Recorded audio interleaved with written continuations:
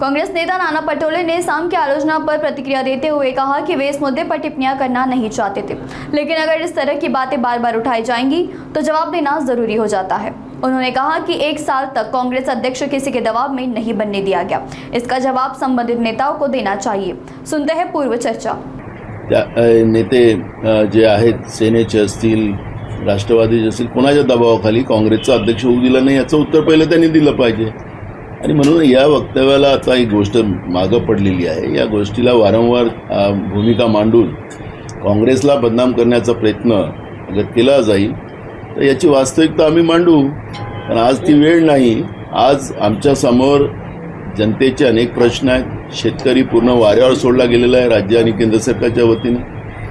अवकाळी पावसामुळे मोठ्या प्रमाणात नुकसान झालं, मागचाही अवकाळी पाण्याचे अजूनही पैसे दिले नाही आणि त्याच्यामुळे ना शेतकऱ्यांचं धान्य घेतलं जात, त्याचे पैसे वेळेवर दिले जात नाही। रोज महाराष्ट्रामध्ये मी अधिवेशनाच्या काळात 4 शेतकऱ्यांच्या रोज आत्महत्या होत्या सांगितलं, आता त्या 6 वर गेल्या।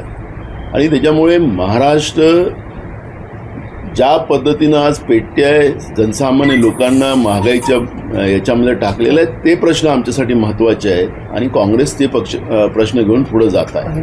हो, तेव्हा नेमकं काय झालं तो घटनाक्रम जेव्हा तुम्ही अध्यक्षपदाचा राजीनामा दिला? मी जास्त जे आलं अंगावर, जास्तच काँग्रेसला बदनाम करण्याचा प्रयत्न आणि आमच्या हायकमांडला त्या पद्धतीचा बदनाम करण्याचा प्रयत्न झाला तर मग ती घटना मी सगळं त्या जनतेच्या समोर आणायची वेळ त्यांनी आणू नये एवढं माझं त्यांना संकेत आहे। आपल्याला तेच सांगतो आहे की मीच त्यांना संकेत दिलेला आहे आणि ही वेळ आणू देऊ नका माझ्या आणि माझ्या पक्षासमोर। त्यामुळे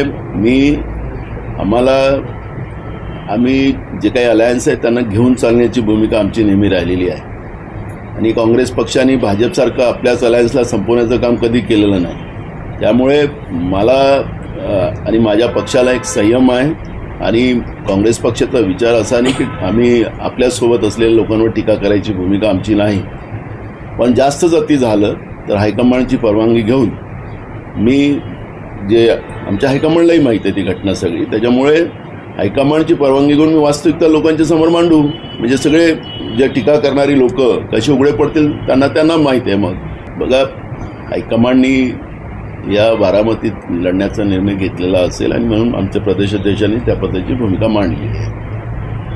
त्यामुळे त्याच्यावर आता मी प्रतिक्रिया देणार नाही। एक राहिलं, काँग्रेसला सातत्यानं आमचे सहकारी पक्ष डिवचतात, अनेक दिवसापासून आपण पाहत आहे। कारण मला वाटतं की या डिवचण्याने काहीच फरक पडत नाही। काँग्रेस जनतेचा पक्ष आहे आणि काँग्रेस जनतेची लढाई लढते आहे आणि काँग्रेसने इतके वर्ष काँग्रेस भारतासाठी, भारताच्या संविधानासाठी आणि भारतातल्या जनतेसाठी सर्वधर्म समभावाची भूमिका घेऊन सगळ्यांना न्याय मिळण्याची भूमिका काँग्रेसने घेतलेली आहे। त्याच्यामुळे हे जे काही लोक काँग्रेसवर वारंवार टीका करतात आहेत त्याला आता जनतेला कळलेलं आहे की काँग्रेसच ही महत्त्वाचं आहे आणि काँग्रेसच आम्हाला सगळ्यांना न्याय देऊ शकते ही भूमिका आहे। त्याच्यामुळे मला यांच्यावर प्रतिक्रिया देण्याचं काही आज कारण नाही, पण ज्या दिवशी हायकमांडने मला परवानगी दिली तर मी हा पडदा कसा फाडायचा ते मला माहिती आहे।